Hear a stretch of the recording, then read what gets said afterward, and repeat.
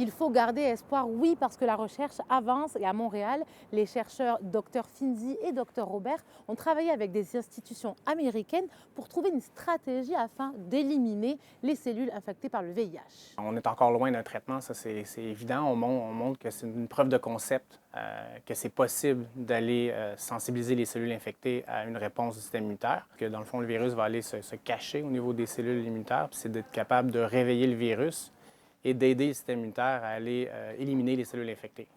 C'est là la découverte qu'on a faite aujourd'hui, où on montre comment une molécule est capable d'exposer les régions vulnérables du virus pour permettre aux anticorps qui sont déjà présents chez les personnes vivant avec le VIH de s'attaquer aux cellules infectées. C'est sur des souris humanisées que les chercheurs ont réussi à rendre visible le VIH pour le système immunitaire humain.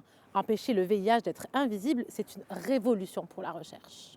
Mais il nous reste encore beaucoup de choses pour se rendre à un traitement chez l'humain. Il fait déjà des tests sur des modèles précliniques de souris humanisées, donc qui ont un système immunitaire humain. La prochaine étape, c'est d'aller au niveau des primates non humains pour confirmer les résultats et vérifier la faisabilité de ce traitement. De notre côté, se satisfaire des avancées est une chose, mais on voit les contributions financières réduites à l'international. On apprenait cette semaine que l'ACT, AIDS Committee of Toronto, allait cesser ses activités. Les dons étaient passés de 3,6 millions de dollars en 2003 à moins de 300 000 dollars en 2025. Là encore, avec les coupures de l'USAID, on parle d'un recul mondial sur les droits humains. C'est sûr que les coupures que l'administration américaine a fait au niveau de la recherche, mais aussi au niveau du USAID, ça fait reculer les efforts au niveau mondial. On est loin d'éradiquer cette pandémie dans laquelle il y a plus de 40 millions de personnes vivant avec le VIH dans le monde. C'est à peu près la population du Canada. Ici au Canada, nous avons en moyenne 6 nouvelles infections par jour. En 2024, 1,3 million de personnes avaient été infectées par le VIH. Entre 2025 et 2029, on anticipe que 6 millions de personnes en plus pourraient être atteintes et 4 millions de personnes pourraient mourir des conséquences du sida.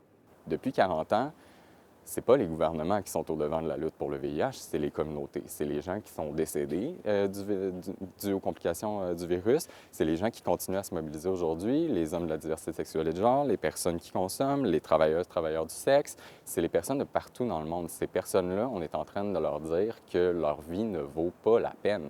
C'est horrible. Dans son dernier rapport de santé publique, le Québec voyait une augmentation de 38% de nouveaux diagnostics du VIH. La lutte contre le sida n'est donc toujours pas terminée.